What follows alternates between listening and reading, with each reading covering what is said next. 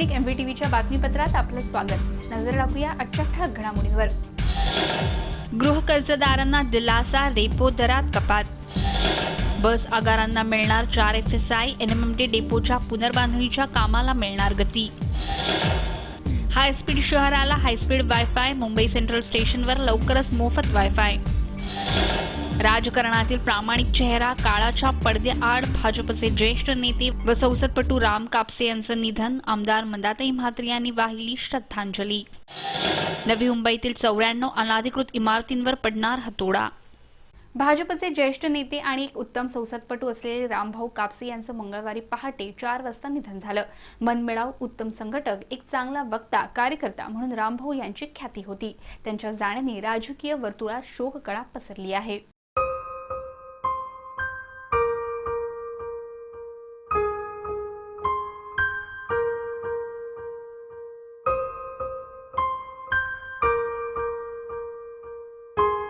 भाजपचे ज्येष्ठ नेते आणि एक उत्तम संसदपटू असलेले रामभाऊ कापसे यांचं मंगळवारी पहाटे 4 वाजता निधन झालं।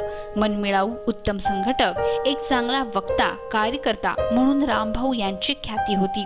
वयाच्या 82व्या वर्षी कल्याणमधील राहत्या घरी त्यांनी अखेरचा श्वास घेतला। नगरसेवक, महाराष्ट्र विधानसभेत आमदार, लोकसभा खासदार ते अंदमान निकोबारचे नायब राज्यपाल असा राजकीय प्रवास रामभाऊंनी केला।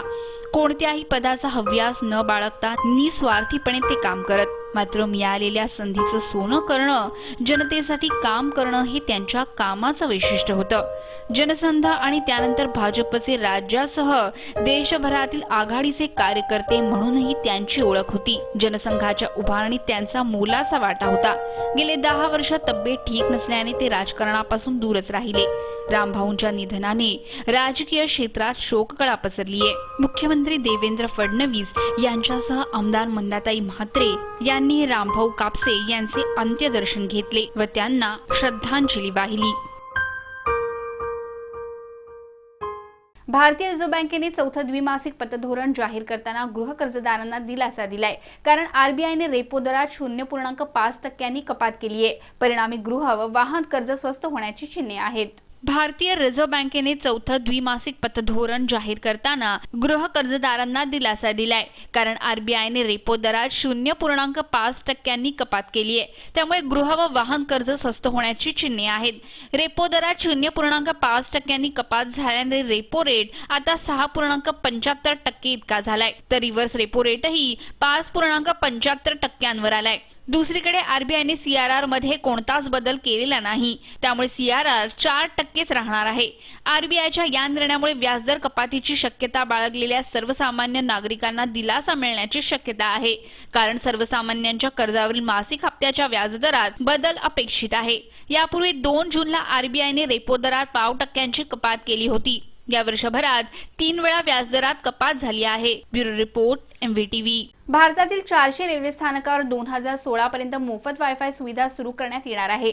जगप्रसिद्ध इंटरनेट सर्च इंजिन गुगल हा उपक्रम राबवणार आहे।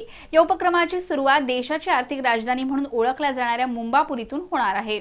भारतातील 400 रेल्वे स्थानकावर 2016 पर्यंत मोफत वायफाय सुविधा सुरू करण्यात येणार आहे। जगप्रसिद्ध इंटरनेट सर्च इंजिन गुगल हा उपक्रम राबवणार आहे। या उपक्रमाची सुरुवात देशाची आर्थिक राजधानी म्हणून ओळखली जाणाऱ्या मुंबापुरीत होणार आहे। या उपक्रमासाठी गुगलने भारतीय रेल्वेची मदत घेतली आहे। मुंबई सेंट्रल या रेल्वे स्थानकावरून या मोफत वायफाय सुविधेचा शुभारंभ होणार आहे। ऑक्टोबर 2015च्या मध्यापासून मुंबई सेंट्रल रेल्वे स्थानकावर वायफाय सुविधा सुरू होईल असा अंदाज आहे। ज्या रेल्वे स्थानकावर मोफत वायफाय सुविधा असेल त्या ठिकाणी पहिला अर्धा तास मोफत वायफाय सुविधा मिळेल। या वायफायचा स्पीड वेगवान असणार आहे। या उपक्रमाला प्रोजेक्ट निलगिरी असं नाव देण्यात आलंय। या उपक्रमामुळे पंतप्रधान नरेंद्र मोदींच्या महत्त्वाकांक्षी डिजिटल इंडिया मोहिमेला हातभार लागणार असून मुंबईकर रेल्वे प्रवाशांमध्ये सध्या उत्साहाचं वातावरण आहे। Bureau report, MVTV। नवी मुंबईतील दिघा परिसरात अतिक्रमणाचं जाळं पसरलंय। ठाणे पनवेल रस्त्यालगत मोक्याच्या जागेवर भूमी माफियांनी अनधिकृत इमारती उभारल्या आहेत। एकूण 94 अनधिकृत इमारती उभारण्यात आल्या असून यावर लवकरच हतोडा पडणार आहे। नवी मुंबईतील दिघा परिसरात अतिक्रमणाचं जाळं पसरलंय। ठाणे पनवेल रस्त्यालगत मोक्याच्या जागेवर भूमाफियांनी या अनधिकृत इमारती उभारल्यात. एकूण 94 अनधिकृत इमारती उभारण्यात आल्या असून त्यावर लवकरच हतोडा पडणार आहे. अवघ्या 12 ते 15 लाख रुपयात ही घरं मिळत असल्याने गरजवंत माणूस सहजरित्या या भूमाफियांच्या गाळाला लागत होता. त्यामुळे मागील 5 ते 6 वर्षात या इमारती उभ्या ठाकल्या. नवी मुंबईतील दिघा परिसरातील 94 अनधिकृत इमारती जमीनदोस्त करण्याचे आदेश हायकोर्टाने दिले. त्यानुसार या आठवड्यात या इमारतीवर हतोडा पडणार आहे. MIDC, सिडको आणि नवी मुंबई महानगरपालिकेच्या वतीने संयुक्तरित्या ही मोहीम राबवली जाणार आहे. मात्र या कारवाईमुळे शेकडो कुटुंब बेघर होणार आहेत. Bureau report, MVTV. केंद्र सरकारच्या सूचनेनुसार बस डेपो आणि आगाराच्या पुनर्विकासासाठी 4 FSI देण्याच्या निर्णयाची अंमलबजावणी करण्याच्या दृष्टीने राज्य सरकारने हालचाली सुरू केल्या आहेत. त्यामुळे नवी मुंबई पालिका परिवहन उपक्रमाने प्रस्तावित केलेल्या मात्र रखडलेल्या डेपोच्या पुनर्बांधणीच्या कामाला गती मिळण्याची शक्यता आहे.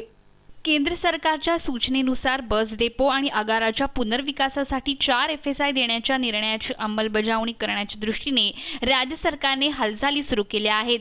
त्यामुळे नवी मुंबई महानगरपालिकेच्या परिवहन उपक्रमाने प्रस्तावित केलेल्या मात्र रखडलेल्या डेपोच्या पुनर्बांधणीच्या कामाला गती मिळण्याची शक्यता आहे. ट्रान्झिट ओरिएंटेड डेव्हलपमेंट पॉलिसी अंतर्गत केंद्र शासनाने डेपो व आगाराच्या भूखंडांना 4 FSI देण्याच्या सूचना राज्यांना केल्या आहेत. वाढीव FSIच्या माध्यमातून डेपोचा विकास करताना पार्किंगची सुविधा, दैनंदिन मार्केट व इतर सुविधा उपलब्ध करून देण्याच्या मार्गदर्शक सूचना राज्यांना करण्यात आल्या आहेत. शहरातील वाहतुकीचं सुयोग्य नियोजन हाच यामागचा हेतू आहे. त्यानुसार राज्य सरकारने कार्यवाही सुरू केली असून NMMTनेही पुन्हा एकदा या दृष्टीने चाचपणी सुरू केली आहे. NMMTचे एकूण 12 डेपो व छोटे आगार आहेत. या मालमत्तांच्या खासगी विकासकांच्या माध्यमातून BOT तत्वावर विकास करण्याची व्यवस्थापनाची योजना असून या माध्यमातून परिवहनालाही अतिरिक्त महसूल मिळणार आहे. Bureau report, MVTV. भ्रष्टाचाराची व लाचखोराची प्रकरणे थांबावीत यासाठी विविध जनजागृतीपर उपक्रम राबवण्यात येत असून भ्रष्टाचाराचा हा भस्मासूर वाढतच असल्याचं स्पष्ट होत आहे. नवी मुंबई लाचलुचपत प्रतिबंध विभागाच्या पोलिसांनी 9 महिन्यात सापळे रचून 14 लाचखोरांना रंगेहात पकडला आहे. भ्रष्टाचाराची व लाचखोरीची प्रकरणे थांबावीत यासाठी विविध जनजागृतीपर उपक्रम राबवण्यात येत असूनही भ्रष्टाचाराचा हा भस्मासूर वाढतच असल्याचं स्पष्ट होत आहे.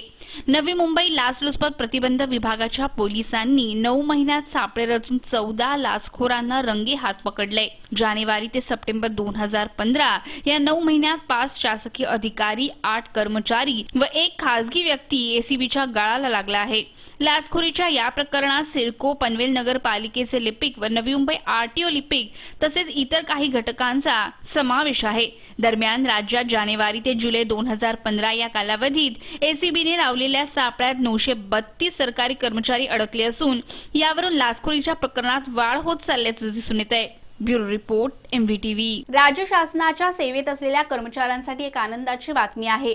केंद्राच्या धर्तीवर आता राज्यातही आठवड्यातील कामकाज 6 ऐवजी 5 दिवस करण्यास मुख्य सचिवांनी हिरवा कंदील दाखवल्याची माहिती समोर आली आहे. लवकरच यासंबंधीचा प्रस्ताव मान्यतेसाठी राज्य मंत्रिमंडळासमोर येण्याची शक्यता आहे.